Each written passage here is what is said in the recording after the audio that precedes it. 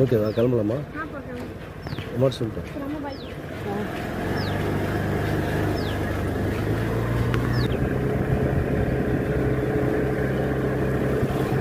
ஐயோ ஓட்டுக்கு போகிறாங்க.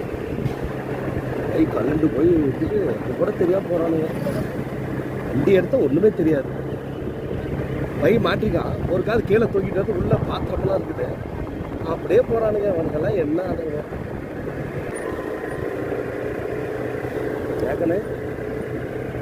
2-3 வருஷத்துக்கு முன்னாடி நீட்டு ரொம்ப ஈஸியாக இருந்ததுப்பா.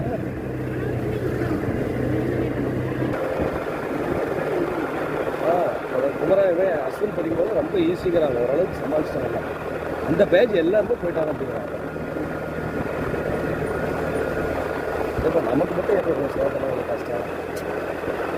நம்ம லைஃப்பில் வேறு ஆப்ஷன் எதாவது இருந்தால் யோசிக்கணும். ஆப்ஷனே கிடையாது, இதுதான் ரூட்டு. அப்போ அதெல்லாம் பாடுபட்டாங்க.